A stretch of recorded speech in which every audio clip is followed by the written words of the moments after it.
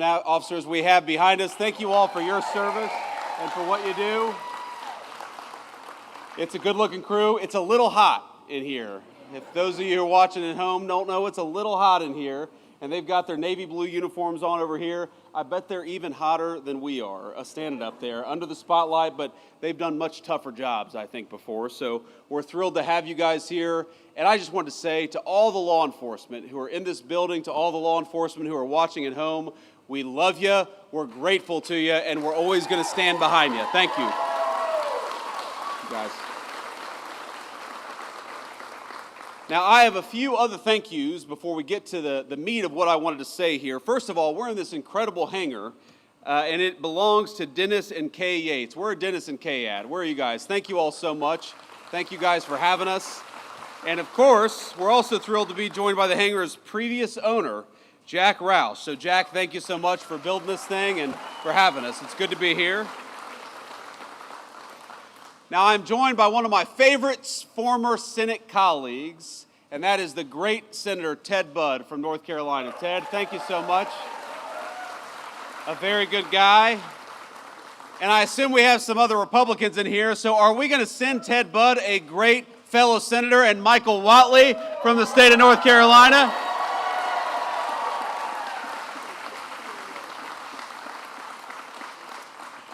Now, Michael Whatley, I got to know, he was the RNC chair. He was a great friend of me and of the whole administration during the race, but Michael loves the state of North Carolina. He's going to fight for law enforcement. He's going to fight for law and order. He's going to fight for good jobs. He's going to fight for North Carolinians and nobody else. Michael Whatley, God bless you, man. Thank you so much for being here. We've got Congressman Addison McDowell. Addison, where are you? Stand up and be recognized. Thank you, Addison. This is your first term, right? Are you happy what you signed up for? That's good. Okay. Let's be honest, he couldn't say no, even if he wanted to, but he loves serving the great people in North Carolina and Washington. He does a very, very good job. And then I also want to give a shout out to Mark Harris. Mark, where are you? Please, Mark, you're a great guy. Thank you for everything. But I want to just say that being here in North Carolina, we're here to talk about law and order. We're here to talk about law enforcement, and we're here to talk about the basic fact that you all pay your taxes. They go to safe streets and safe cities. You ought to be able to enjoy the places that were built by your tax dollars. You ought to be afraid, the criminals ought to be afraid of you. You ought not be afraid of the criminals. It's very simple. And I think for too long in this country, we actually took the exact wrong approach. We told people that if you were walking down a city street and there was a crazy person over there yelling and screaming at your kids, you ought to walk to the other side of the street rather than possibly be accosted by a violent person. Well, you know what I think? I think that if a person is being violent and threatening to young children and young families, they ought to send their asses to prison instead of telling people that they got to cross the other side of the street. Now, and Ted is going to be mad at me. Ted is a good Christian man. He does not cuss. So, Ted, forgive me if I get a little fired up sometimes when I'm talking about this. Look, I've gotten in arguments with people before. You know, a couple years ago, I took my family to New York City. This was when I was in the United States Senate. We spent a few days there. It was a wonderful trip in a lot of ways. But, you know, every time we went to the subway, I'd have one of my kids grabbing onto my leg or afraid because there was a crazy person yelling, hollering, and screaming at a 3-year-old little kid. Why do we live like this? Why do we accept this in our communities? And the answer is because of bad political leadership. We have accepted for too long this idea that we ought to give over our streets to criminals and to vagrants and to people who are screaming at us instead of taking back our streets with our incredible law enforcement.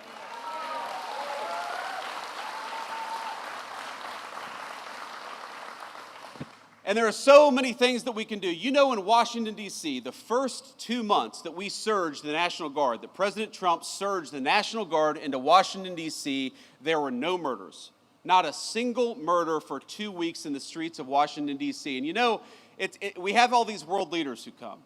And we'll tell them, you know, we haven't had a murder in Washington, D.C. in 2 weeks. And these world leaders will look at us and say, is that supposed to impress us? Like, that doesn't sound very good, but to Washington, D.C., which averaged last year a violent murder every other day, 2 weeks without a murder was a hell of a track record. And then we just surged the National Guard to Memphis, Tennessee. Again, a Democrat city in a red state, but where the mayor said, we are sick of our people being afraid to walk safely on the streets, so why don't you help us? And that's our basic attitude in the Trump administration is, look, we should not allow people to take over. We should not allow these violent criminals to take over city streets. And if the local government wants our help, if the local authorities want our help, then we are going to help them because we stand for American safety everywhere, whether it's a big city or a small one. Thank you, young man. So this is what it means. Being pro-law and order is actually not that difficult. There are some things we do, some issues we address that are so complicated and so challenging, but supporting our local law enforcement is actually pretty easy. It's just a question of political willpower. Here's thing number one, very simple. If our great police officers find a violent criminal and lock them up, we ought to keep them locked up instead of letting them back on our streets with a slap on the wrist.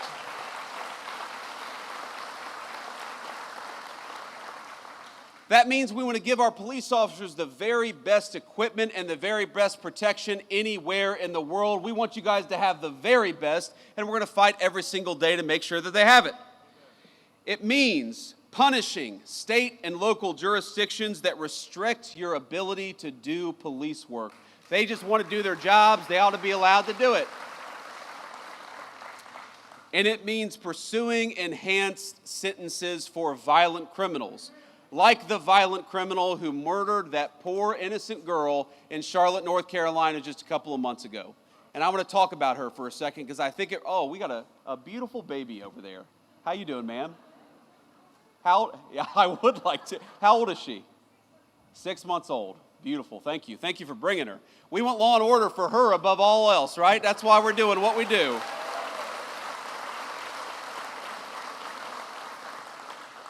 But we all know a couple weeks ago, and it's one of these things that got bumped out of the news because of the political assassination of Charlie Kirk. And so let me talk just a bit about that. You all know Charlie. He was a great guy. He was a great husband, a great father. He believed in two things, I think, above all else. Number one, the second most important, is he believed in political debate in the United States of America, that we ought to talk about our disagreements and not attack one another over our disagreements. And he gave his life dying for that principle. And the second thing he believed, and it was the most important, is that he wanted to be a Christian evangelist. He wanted to bring the gospel everywhere, and he saw connecting with people and debating politics as an opportunity to talk about his faith. And I think it's important to honor him by recognizing that this is a kid, and he died at 31 years old. This is a kid who every single day, he would go to these college campuses, he would talk for 3 hours with anybody about whatever they wanted to talk about, and he believed in the civic virtue of open debate. He gave his life to protect that civic virtue, and he gave his life serving that civic virtue at the highest level. He was a great guy, and his loss was the nation's loss. And Erica, we love you. Erica's his beautiful widow. And I think you all will join me in saying that what happened to Charlie was disgusting, it was unacceptable, and it is the most anti-American act of violence that we've seen in the last couple of weeks in this country. It was a disgrace.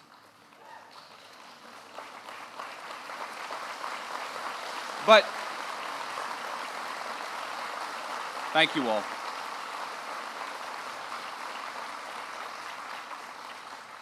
I appreciate that, and the thing is, it actually bumped out of the news this terrible story in Charlotte. And here's the basic summary, as far as I can recall it, is you have a violent criminal who has been arrested 14 times, often for very violent offenses, who gets on a bus with an innocent young girl, 22 years old, and slits her throat, and she dies.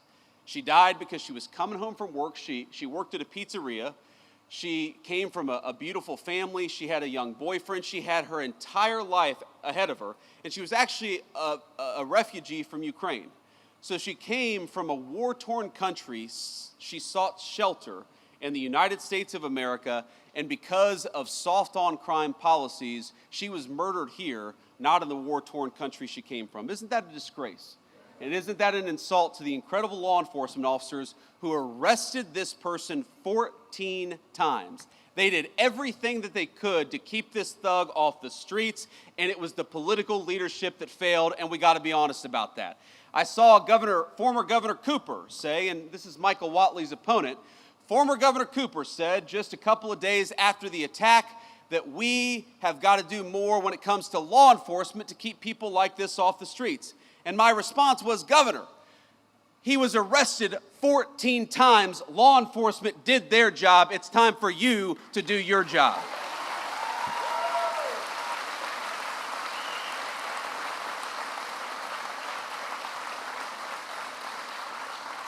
And it's so amazing to me, political Democrats, I don't think it's all Democrats. I actually think most Democrats want what most Republicans want, which is safety in their communities, but they always manage to turn issues of crime into a distraction about race. They always try to say that law enforcement, locking violent criminals up, is inherently racist. And I gotta be honest with you, that's an insult to white people, it's an insult to black people too. Because all of us just wanna live safely in our communities. It doesn't make an ounce of sense to me. But I actually, because of these Democrat talking points, I went and looked up. Do you know that in most big cities, the gross majority, over 90% of violent crime is committed by fewer than 1% of the city's residents? This is not a black-white issue. This is, we've got a small percentage of violent criminals in our communities. Democrats want to let them out of prison, and Republicans want to put them in prison and keep them there so that all of us are safe in the process. I think that's common sense, don't you?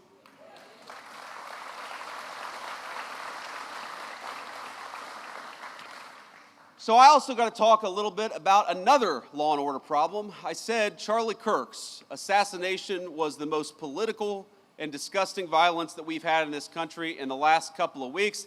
And that was true maybe until this morning, because I don't know if you all have followed the news, and we're still learning a little bit about it. But what we know is that in Dallas, Texas, an ICE facility, an Immigration and Customs Enforcement facility, was opened fire upon by a violent left-wing extremist, a person who wrote anti-ICE messaging on their bullets, and there's some evidence that we have that's not yet public, but we know this person was politically motivated. They were politically motivated to go after law enforcement. They were politically motivated to go after people who are enforcing our border. I think that is the most disgusting thing. The very people who keep us safe, honored, and protected, and praised by Democrats and alike. It is time to stop the rhetorical assault on law enforcement. Because here's what happens. Because here's what happens when Democrats like Gavin Newsom did say that these people are part of an authoritarian government. When the left-wing media lies about what they're doing, when they lie about who they're arresting, when they lie about the actual job of law enforcement, what they're doing is encouraging crazy people to go and commit violence. You don't have to agree with my immigration policies. You don't have to agree with Donald Trump's immigration policies. But if your political rhetoric encourages violence against our law enforcement, you can go straight to hell and you have no place in the conversation of the United States of America.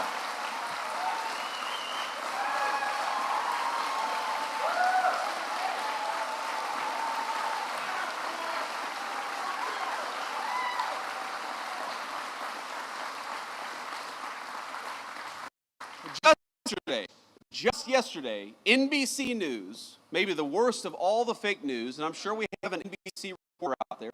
It's a tough competition, but maybe the worst, I said maybe the worst, is NBC News. And they said that immigration enforcement, you know what they said? That immigration enforcement in order to get to that girl's father. Turned out that story was a complete fabrication. It was a complete dishonest lie. But when you go around and lie about our law enforcement and you tell them that they're mistreating 5-year-old girls, what do you think is going to happen? When Democratic politicians incur doxing, when they encourage us to unmask ICE enforcement officers, when they encourage us to unmask ICE enforcement officers, what do you think is going to happen? When the mayor of Los Angeles encourages violent protesters to get in the face of our law enforcement, what do you think is going to happen? What's going to happen is political violence, and political violence has gotten out of control in this country. We got to stop it. We got to condemn it, and that starts, unfortunately, at the very top of the Democratic Party. If you want to stop political violence, stop attacking our law enforcement as the Gestapo. If you want to stop political violence, stop telling your supporters that everybody who disagrees with you is a Nazi. If you want to stop political violence, look in the mirror. That's the way that we stop political violence in this country, and we've got to do it.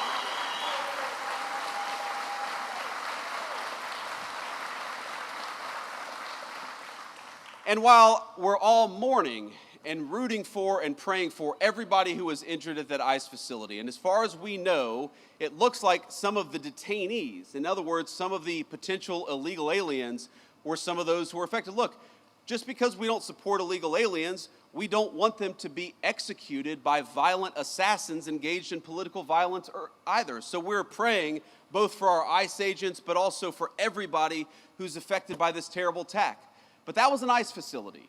And as these guys behind me know, and a few of our police officers know, police officers writ large face too many threats of violence all across the United States of America. And we know where it started. We all remember the summer of 2020 when all of these violent protesters were encouraged to treat police as the enemy instead of as the solution. You'd take 1,000 police officers, you'd find one person who didn't do something perfect and use that one guy to tarnish the other 999 police officers. Well, I would like everybody, whether a Democrat, a Republican, or an independent, especially those in political leadership, can we all just agree that our police officers are heroes, that they are public servants, and that the first and most important step of keeping all of us safe is to keep our police officers safe, because they are the thin blue line between civilization and chaos. Thank you all.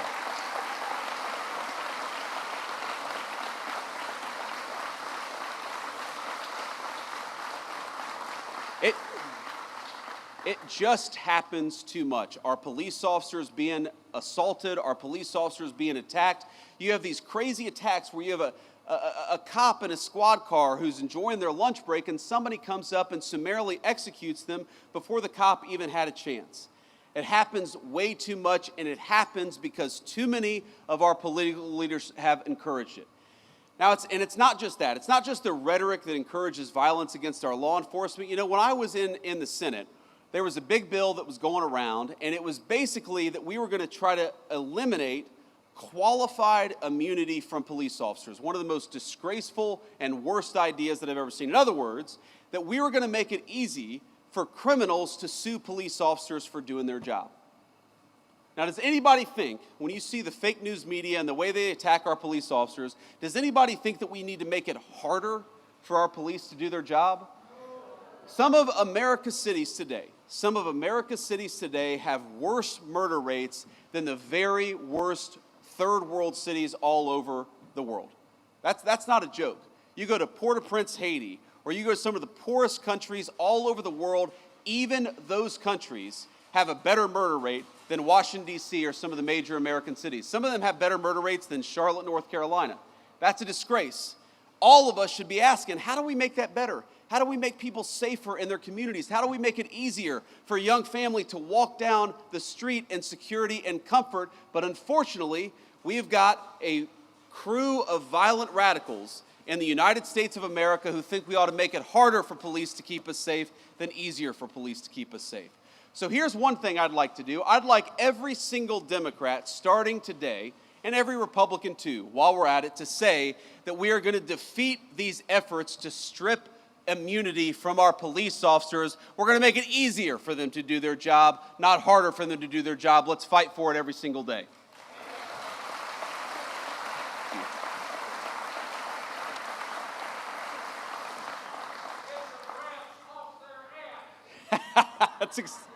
That's exactly right, sir. That's exactly right. You can say that, but I can't. I've hit my quotient for cuss words today. I don't want Ted Budd to disown me, so I'm not going to say that, but we can run the clip back later. But let me just leave you with one final thought here. Look, I was asked earlier today by a reporter I actually like, but a reporter who said, well, don't both sides have crazy people? And of course, obviously, country of 330 million people, of course, both sides have crazy people. But if you look at the political violence in our country over the last couple of months, the last couple of years, it is not a both sides problem. It is primarily on one side of the political aisle.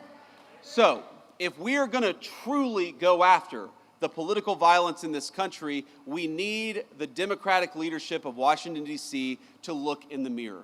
We need them to renounce all political violence. When a poor kid like Charlie Kirk is gunned down in cold blood, we need them to start with condemning the violence instead of condemning something that Charlie Kirk said that they disagreed with.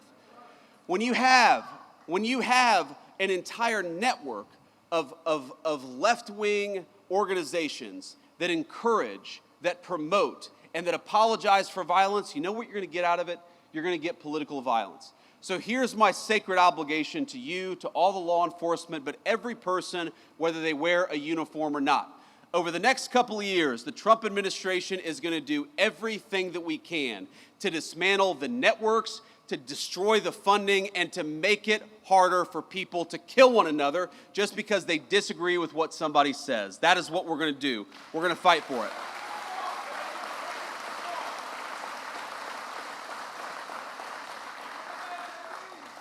Let me just leave you with this one final thought. Now, most of the time when I go around to events like this, I'm talking about our big, beautiful bill, our working families tax cuts. And I want to leave us just with a reflection on that, because while we're talking about law and order today and we're honoring the police, one of the ways in which we rebuild the American dream is by allowing you to keep more of your hard-earned money. And that bill that these great congressmen worked on and the great senator here, what it did was very simple. It increased the child tax credit. It meant that we're going to increase take-home pay by about $10,000 over the 4 years of the Trump administration. It means that if you're working on tips or if you're working an overtime shift, the government is going to take less of your money. And I think that's a pretty good idea, because if you're working hard, I think the government ought to keep its hands out of your pocket. We're going to do all those things. Because I believe the American dream is fundamentally about this principle. It's about the principle that for all the parents and grandparents out there, and I'm now the parent of 3 beautiful young kids, I just want them to have a better life than the life that I have. That, to me, is the core of the American dream. The promise that if you work hard and play by the rules, we're going to give our kids and we're going to give our grandkids something that's just a little bit more prosperous, a little bit more secure, and a little bit more proud than what we were given when we were kids. That is, I think, our sacred obligation. That by inheriting a great country from our parents and grandparents, we got to pass on something even greater to the next generation. But none of that matters without law and order and public safety. How can you have the American dream if you can't walk down your neighborhood in safety? How can you have the American dream if you're worried about getting mugged when you're taking your family out to a nice meal downtown? How can you have the American dream when every celebration, every big moment in a person's life, you're too worried about violent crime and not focused enough on the things that make life worth living? One of the things that we have got to get back to remembering is that if we want to preserve the American dream, we've got to preserve the right of everybody, rich or poor, to live in safety and security in their neighborhoods. You know, when I grew up in Middletown, Ohio in the 90s, we didn't have a whole lot of money. I was raised by a woman who struggled very often to put food on the table and clothes on her back. Mamaw. Everybody loves Mamaw. Most of all me. But you know what? For all of the problems that we had, for all the times that Mamaw was worried about where our next meal would come from, for all the times that Mamaw was sometimes terrified that she wouldn't be able to make an important bill payment, we never worried about public safety. And the reason we never worried about public safety, the reason she knew I could go across the street and play in the park in safety and comfort, is because we had something in this country. And that was a recognition, Democrat and Republican, that we stood with law enforcement and we stood with their mission. It didn't matter what your political affiliation was. We wanted to support people who kept our communities safe. And that's something we've gotten away from, because a lot of the people who report on the news, a lot of the people who actually make policy in Washington, D.C., let's be honest, they are wealthy people who can block themselves off from the consequences of the policies they impose on the rest of us. Now, maybe Now maybe they've never had to call a police officer because they can call a private security guard. Maybe they've never had their home broken into because they live behind a gated community. Maybe they don't have to worry about walking down the streets of a city safely because they've got a driver in a big fancy car who can take them from point A to point B, but that is not true of the gross majority of our citizens. So I want to tell you, when I talk about protecting the American dream, when President Trump talks about fighting for the American dream, at the very top of that list is fighting for your ability, whether you're rich or poor, to be safe in the home that you love. It is our sacred obligation, it's their sacred obligation, and we're going to work for it every single day. God bless you. Thank you for having me.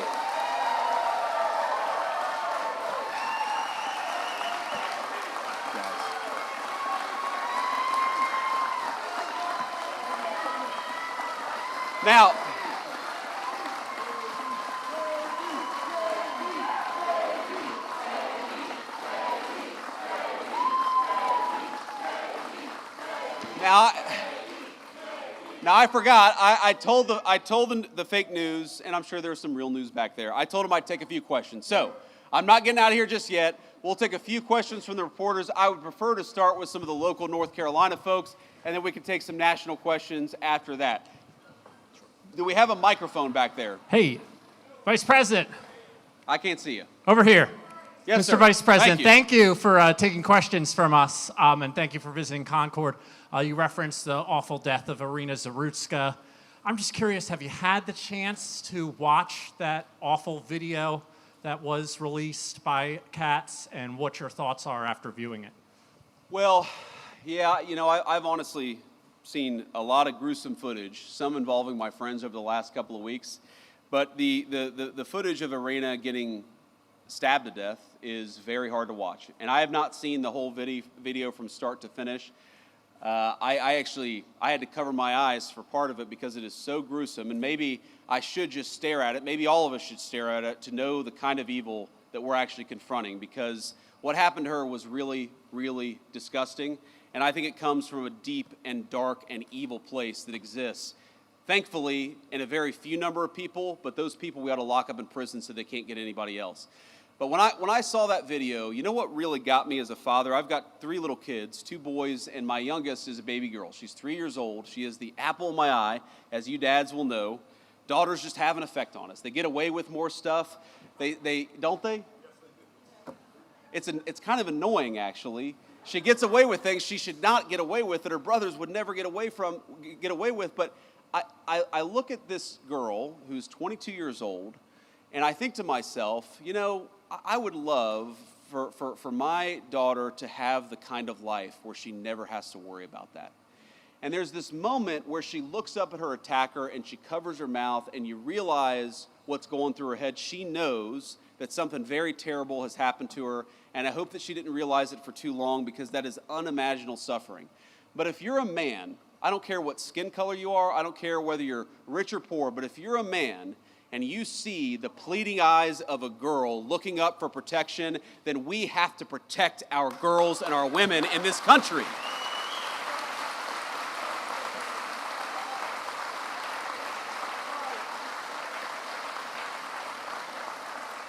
And that was my reaction to it. That was my thought when I watched it. Now, young man, this is a very earnest young man. He doesn't look like a journalist to me, but go ahead and shout out a question, because I'm not going to deny that level of energy and that level of passion. First of all, what's your name? Henry. It's good to meet you, Henry. Ask your question, please.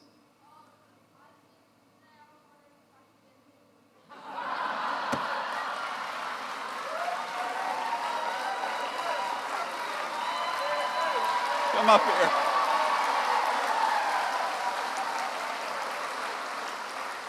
Henry said, I skipped school. Can I have a picture with you? Well, I guess you got to have some excuse to skip school, so I might as well get a photo with Henry.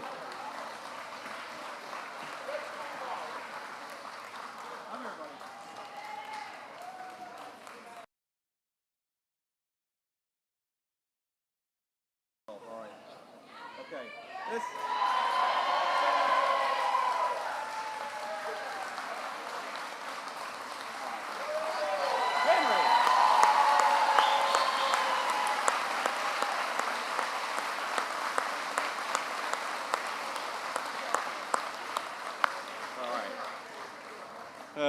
Now the next reporter is going to be, hey, I'm from CNN. Can I get a photo with you too?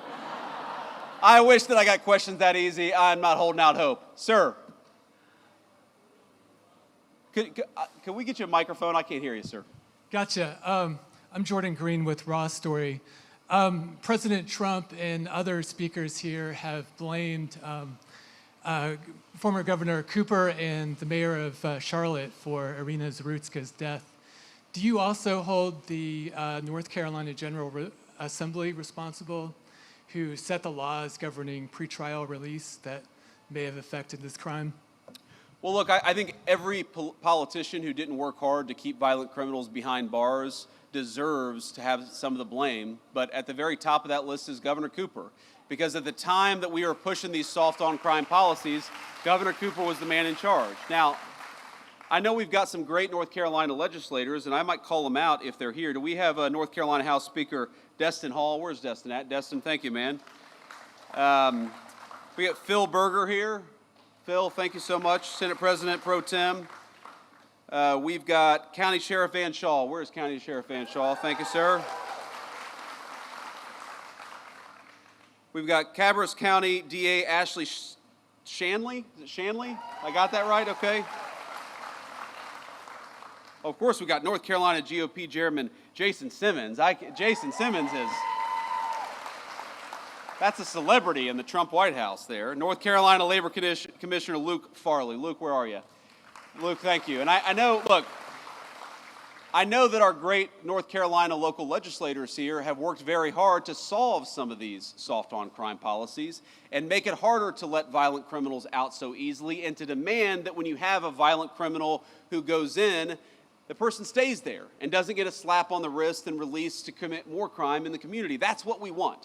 We don't want a criminal justice system that goes after innocent people. We also don't want a criminal justice system that lets obviously violent felons out of prison without any real consequences. It's just very simple. And again, I go back to the statistic where we have got such a small number of people who commit so much of the violent crime if we just locked them up. And I mean, look, I believe in repentance and I believe in forgiveness, but I believe that forgiveness often only comes on the other side of real punishment and real regret, which is why we got to lock some of these guys up in the first place. So yeah, I blame the political leadership. And I can't get over a governor who pursued soft-on-crime policies, Roy Cooper, who pursued soft-on-crime policies, who let violent criminals out of prison, and then after Irina was murdered, to have the audacity to blame our law enforcement. Law enforcement arrested this guy 14 times. They did their job. It's time for the politicians to do their job too. Next question.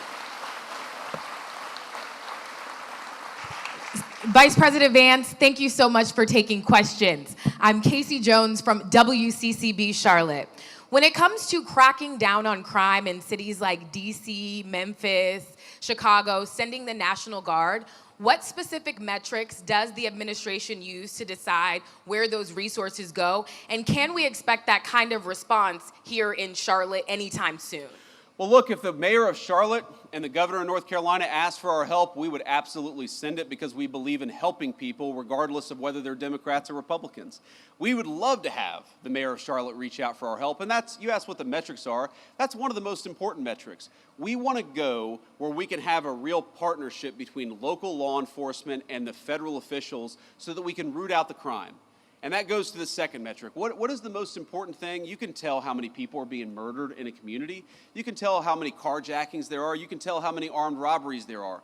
There's way too much violent crime happening in our country. And when we look at an American community, again, we don't care about their politics. When we look at an American community where people are suffering because of violent crime, our response is we want to help, just let us. And I'd encourage everybody to talk to your local officials. I know we're a little far away from Charlotte, but to talk to your local officials and encourage them to ask for the help of the Trump administration. We are willing to provide it. We want fewer people to be affected by violent crime, but these guys have actually got to play a partnership role with us. And unfortunately, way too many of them.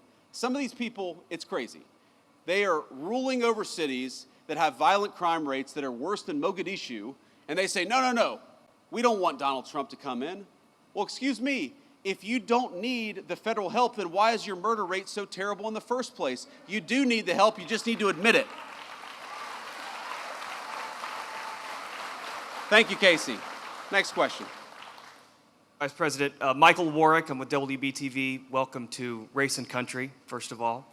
Irina's law was just passed by Republican lawmakers. It's now on Governor Stein's desk. It addresses cashless bail. It would allow magistrates to involuntarily commit people who they believe to be sick. However, opponents of that bill don't think it goes far enough for the mental health side of things. It also opens the door to the death penalty, which I know some opponents are against. Why would you encourage the governor, politics aside, to sign that bill?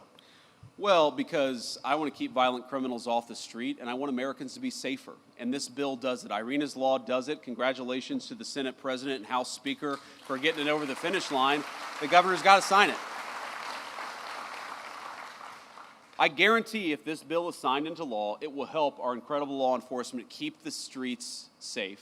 And that's ultimately all I really care about. Again, it breaks my heart to think that you have young kids, especially in poor communities, whether they're black or white, who don't feel like they can walk outside. You've got grandmothers who are taking care of grandkids who don't want to sit out on their front porch because they're worried about drive-by shootings. That should break everybody's heart, and the way to solve the problem is to empower these cops to go after the bad guys and to do it with their full skill and their full force. Now, I don't know, have I read every detail of the law? I know some of the things that it does. I know that it ends cashless bail, which would be huge for the people in North Carolina. I know it makes it harder for some of these local magistrates to let people out with a slap on the wrist. That would be huge for the people of North Carolina. But could there be more? There could always be more. But don't let the perfect be the enemy of the good. This bill is going to make North Carolinians safer. They ought to sign it.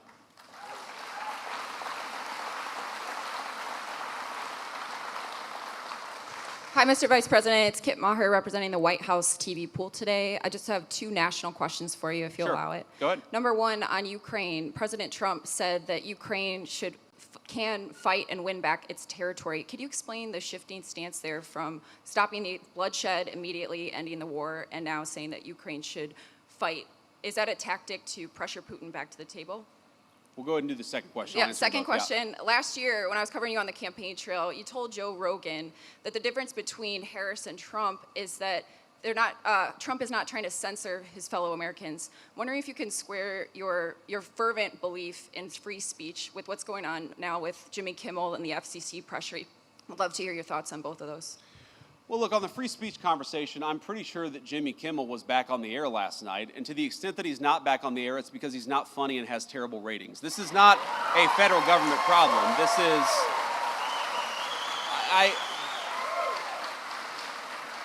and Kit, I want to answer your question in good faith. What people will say is, well, didn't the FCC commissioner put a tweet out that said something bad? Well, Kit, compare that, the FCC commissioner making a joke on social media. What is the government action that the Trump administration has engaged in to kick Jimmy Kimmel or anybody else off the air? Zero.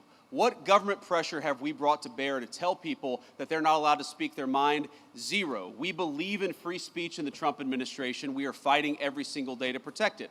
Now compare that to the Biden administration, where we found out just yesterday that conservatives on YouTube and on a number of social media platforms were being censored. Why? Because the Biden administration picked up the phone and said, we want you to censor our political opponents. That is real government censorship, and it left the White House when Joe Biden left the White House. Now to Ukraine.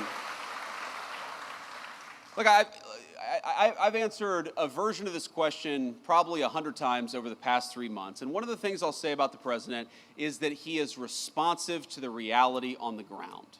And the reality on the ground is that, number one, we have engaged in incredibly good faith negotiations with both the Russians and the Ukrainians. And I believe the president is growing incredibly impatient with the Russians right now because he doesn't feel like they're putting enough on the table to end the war. That's number one. Number two, the president has grown very confident that this war is bad for Russia. You hear me say this all the time. You hear the president say this all the time.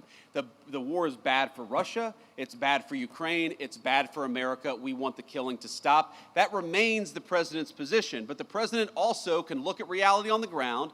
He sees the economic numbers that are coming out of Eastern Europe. He sees the number of dead people, both Russians and Ukrainians, that are happening in that war. And the president is telling Vladimir Putin, it is time to stop the killing. He would say that to Zelensky. In fact, has said that to Zelensky. He wants this war to end, and he's doing everything that he can to stop it. But look, if the Russians refuse to negotiate in good faith, I think it's going to be very, very bad for their country. That's what the president made clear. It's not a shift in position. It's an acknowledgement of the reality on the ground. We're going to keep on fighting for peace every single day in the Trump administration. And I'll do one more question here. Another question. Sir. I want to take it from you. Good afternoon, Mr. Vice President. Monica Casey, WRAL out of Raleigh. We are coming up on the one-year anniversary of Hurricane Helene's devastation. Sure. What is the administration doing to speed up the distribution of federal aid for that disaster? Yeah, so just in the last week, the Secretary of Homeland Security put another, I believe, $64 million into the disaster relief effort.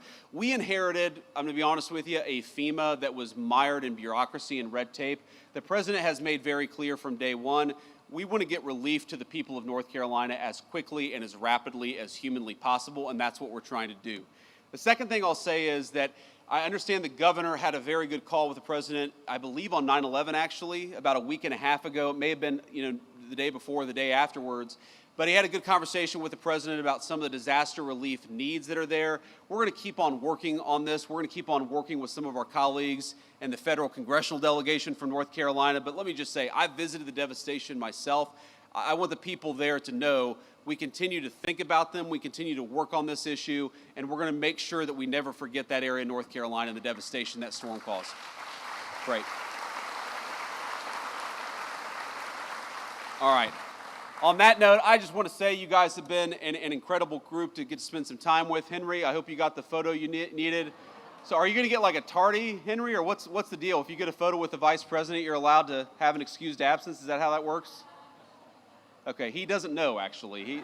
Henry is not as confident in that question as I would have hoped, but it's great to meet you, my friend. It's great to be with all of you. Just remember, we've got a very, very important job, and each and every single one of us has a role to play. To our law enforcement, thank you for the job that you do. We're going to keep on fighting for you in the Trump administration. We're going to keep on fighting for safety and security all across the state of North Carolina. God bless you. Thank you for having me.